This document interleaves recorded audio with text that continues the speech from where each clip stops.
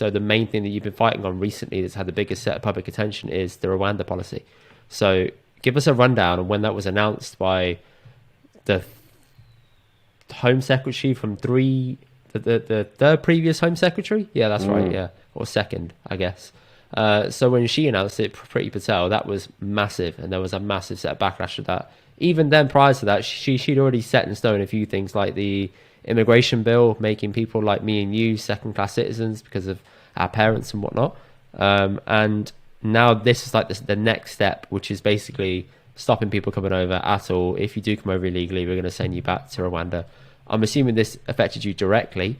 So give me a rundown of how that all happened for you in a bit of a timeline, if you can. Yeah, I mean, the first thing that I would say is her use of language and rhetoric is just legally flawed. That it's not illegal to come here on a boat if you're fleeing persecution and you want to claim asylum. That is legal.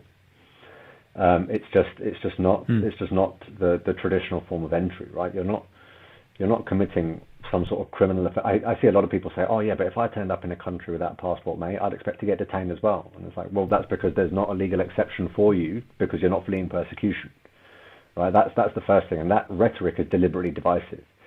And this wasn't the first thing that she'd announced. I mean, yeah, there was a point where we woke up and she announced that she instructed the Navy to push boats back around in the channel to push families back towards Paris. And, you know, my colleagues had to litigate, not Paris, Calais, sorry. We had to litigate against that and actually represented a Home Office union because they said, well, we don't want to commit involuntary manslaughter by turning around these genuine refugees, women and children, in boats back into the channel. Like, what's wrong with you, man?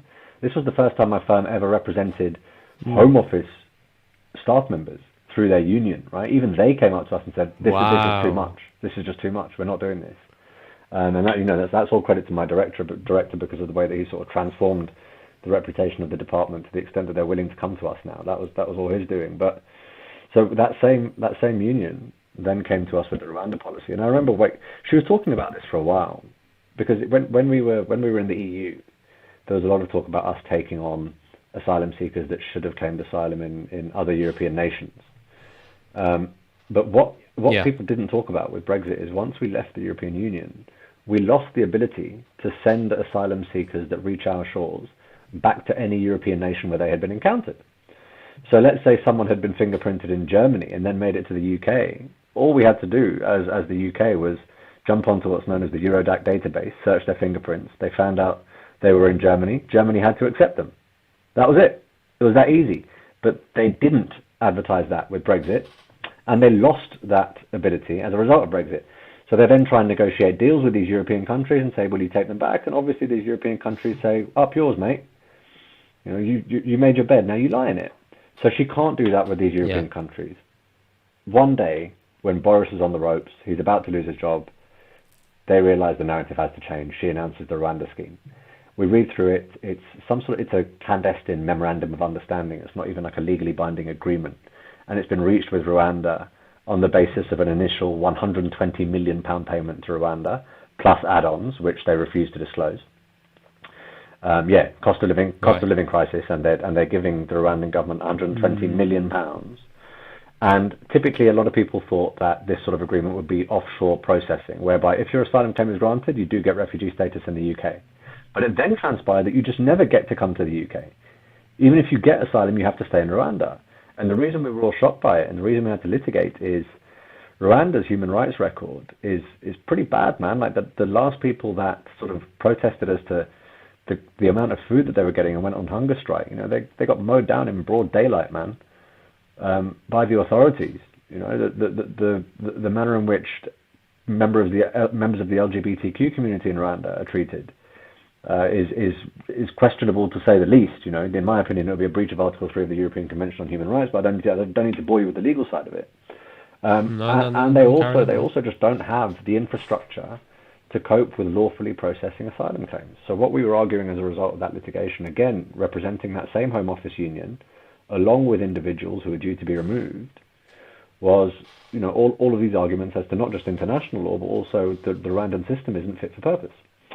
The UK High Court says no when we try and ground the first plane, which is due to take off on the 14th of July. I'm getting my months mixed up. I think it's the 14th 14th of June. It was in summer, Yeah, basically. exactly.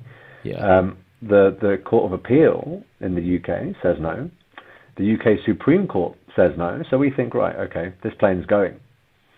But we appeal to the European Court of Human Rights, which is the ultimate arbiter of the European Convention on Human Rights. So even though we've left the European Union, they still have their We say still live by the European law. to that extent. And they said it isn't even controversial, because they didn't say that the whole Rwanda scheme is unlawful. They said, well, there's a substantive examination of the Rwanda scheme going on at court. You needn't send someone to a possible human rights breach if you can simply wait until the lawfulness of that is determined. It's a pretty sensible approach. You know, if you're playing with, if it's arguable that you're playing with someone's life, just wait and see. And if the court determines after a substantive trial that it's lawful, then press ahead. So that injunction is granted on the day of the flight. And I remember the plane was sort of on Sky News, you know, ready to take off. It was sitting there waiting, and they're like, is it going to go? Is it not going to go? Like, what's going on? We were all thinking the same. This is heartbreaking. We were all thinking the same, because our last few clients, you know, were getting taken to this RAF airbase, getting re-traumatized before they get sent to Rwanda. But fortunately, the injunctions came through. It wasn't just our firm. There were a number of other firms who had individual clients on the plane who could then rely upon the injunction that we got and get their clients off, and that plane didn't go, you know. But the way it was spun after that was horrible. Again, it was used as a political tool, you know, suggesting that, oh, look at how Europe's telling us how to live our lives. When in actual fact, it's just the basic level of human decency. Yeah, I mean, that's quite steep, man, because imagine you've done all that great work and then at the end you feel vindicated, but then in the flip side of it, you're getting all this hatred come to you, and then they try and turn, well, the media are trying to turn the public against lawyers for doing a good job that they should directly be doing, because you would hope that if the circumstances were flipped and you had to go through something like that, the same sort of, not luxuries, but the same sort of love and attention would be given to you as well, or just basic rights. But no, it doesn't seem like that at all. And it was jarring to sit and see how passionate Tory MPs were about it and how they were all on board and really happy with it. And it just seemed just abhorrent, man, because obviously me and you and people like us have had our parents come here and they were sponsored immigrants to get here. Fair enough, they weren't fleeing war zones, etc. So I've always got like open hearts, people that tend to come over and need to have those sort of needs met to be able to flee that way of life and come to a new way of life. Fair enough, England isn't as lucrative as it was, I don't know, 40, 50 years ago, but it's still a place that's more stable than somewhere else where someone's coming from. And we saw it with Ukraine as well, when people over here were like, we want to take in migrants, sorry, not migrants, we want to take in a refugee into our house, and they applied to do it, but there was this big disconnect where they couldn't connect people into the country because they didn't have the systems in place, and they were really dragging their feet, hoping other countries would hoover them up. Even that, what is the difference between Ukrainian refugees and the Iraqi, Iranian, Afghan, Somali refugees that we were seeing sent to Rwanda? I can tell you what the difference. The colour of their skin, man. That's what how many people do you say saying that they want to take them into their homes, right? So that is one problem. Yeah.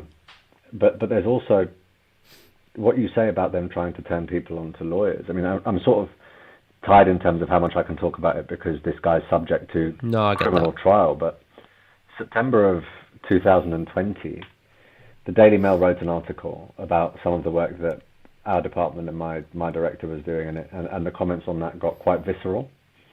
And not too long after that, a guy turned up to our office when it wasn't heavily populated because of the lockdown. There were only a few of us in there, but he turned up with a massive machete and ultimately came for my director. And I'd love to go into the ins and outs of how he was, disarmed and what he was saying and stuff, but obviously I literally can't talk about it because a lot of it's going to come up as criminal evidence, but that's how bad it gets. And that is a direct result of deliberately divisive, false rhetoric coming out of the mouths of our politicians. And you look at someone like Suella Braverman, for example, she was the Attorney General. She has no problem in saying that she's a barrister, but she really, at the Tory party conference, she said, don't get me started on lawyers. Again, deliberately divisive, making it seem like we're the ones getting in the way of the government doing what they want, when in actual fact, no. It's us simply stating the law and the law doing its job, right? That's the reality of it.